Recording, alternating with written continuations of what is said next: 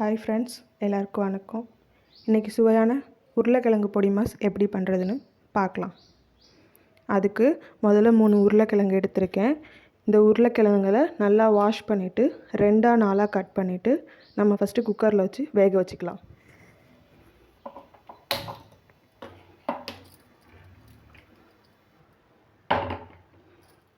உருளைக்கிழங்கு வேக வைக்கிறதுக்கு குக்கரில் போட்டு வச்சாச்சுங்க. இப்போ இது இன்னும் ஒரு விசிலில் உருளைக்கிழங்கு வெந்துடும். அதுக்கு மேலே வேக வைக்க தேவையில்லை, ஏன்னா உருளைக்கிழங்கு பொடி மாஸ்க்கு குலையாமல் இருக்கணும் உருளைக்கிழங்கு. இப்போது இந்த உருளைக்கிழங்கு வேகிறதுக்குள்ளே அதுக்கு தேவையான பொருட்கள் என்னென்னங்கிறத பார்த்துடலாம் வாங்க. மீடியம் சைஸில் 3 வெங்காயம் எடுத்துருக்கேங்க, 3 பச்சை மிளகா, கருவேப்பிலை. இப்போ இதை நம்ம நறுக்கி எடுத்துக்கலாம்.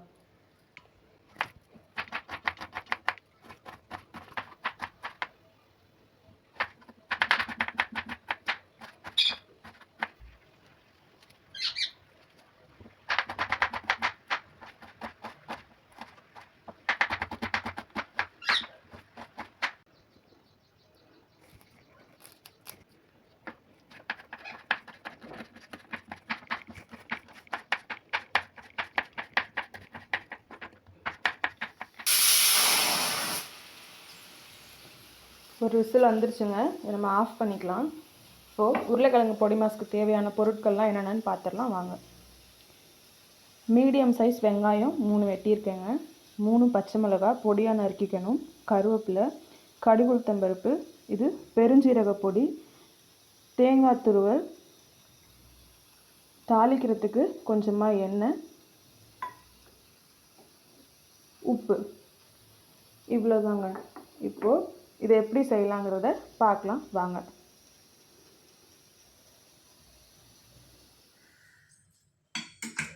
விசில் அடங்கிடுச்சுங்க, இப்போ நம்ம ஓப்பன் பண்ணிக்கலாம்.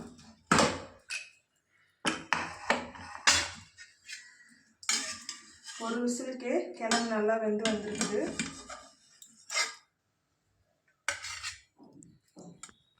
உருளைக்கிழங்கு நல்லா வெந்துருச்சுங்க. இப்போ இதை நம்ம ஆற வச்சுட்டு இதோட தோலை எடுத்துடணும். பொடி மாஸ்க்கு தோலை எடுத்துட்டு நம்ம அந்த உருளைக்கிழங்கு சேர்த்துக்கலாங்க. உருளைக்கிழங்கு தோல் உரிச்சாச்சுங்க. இப்போ இதை நம்ம 1-2 கையாலே மசிச்சு விட்டுக்கலாம். ரொம்பவும் உடச்சி விட்டுறக்கூடாது, மாவு மாதிரி ஆயிரும் அப்புறம். இப்போது இதில் தேவையான அளவு உப்பு போட்டுக்கலாங்க.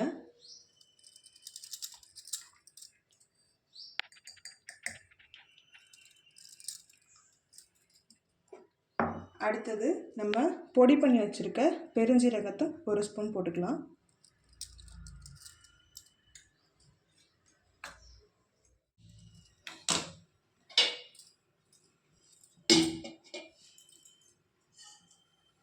எண்ணெய் சட்டி காஞ்சிருச்சுங்க. இப்போ இதில் நம்ம தாளிக்கிறதுக்கான எண்ணெயை ஊற்றிக்கலாம். கடுகு உளுத்தம்பருப்பு,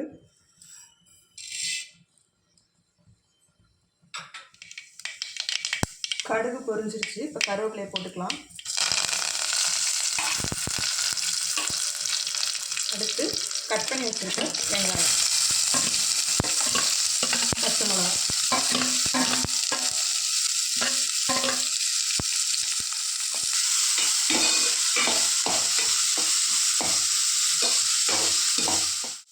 இதை நல்லா வதக்கிக்கணுங்க.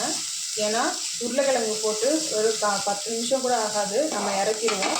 அதனால் வெங்காயமும் பச்சை மிளகாவும் நல்லா எண்ணெயில் வதங்கணும்.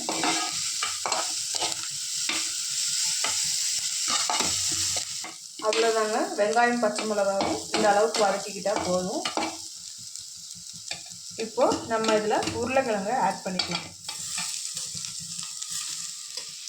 இப்போது இதை நம்ம ரொம்ப அழுத்தி கிளறக்கூடாதுங்க.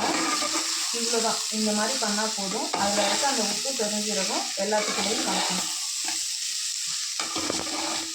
இப்போது இதில் நம்ம தேங்காய் துருவல் எடுத்து வச்சுருக்கோம் இல்லையா, அதை ஆட் பண்ணிக்கலாம்.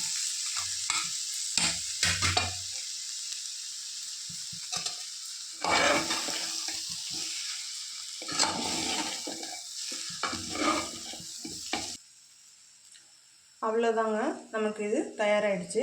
5 நிமிஷம் கூட ஆகாது இது செய்கிறதுக்கு. இப்போது கொத்தமல்லி போட்டு நம்ம இதை இறக்கிக்கலாம்.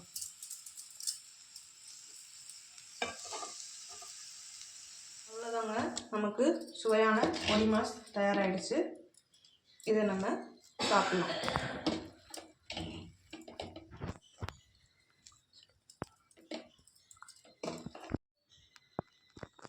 சுவையான உருளைக்கிழங்கு பொடி மாஸ் தயாராகிடுச்சுங்க. இந்த வீடியோவை இவ்வளோ நேரம் பொறுமையாக பார்த்ததுக்கு ரொம்ப நன்றி. நீங்களும் இதை வீட்டில் ட்ரை பண்ணி பாருங்கள். இதே மாதிரி வீடியோ உங்களுக்கு வேணும்னா பூங்கோதை கண்ணன் சேனலை சப்ஸ்கிரைப் பண்ணுங்கள். தேங்க்யூ.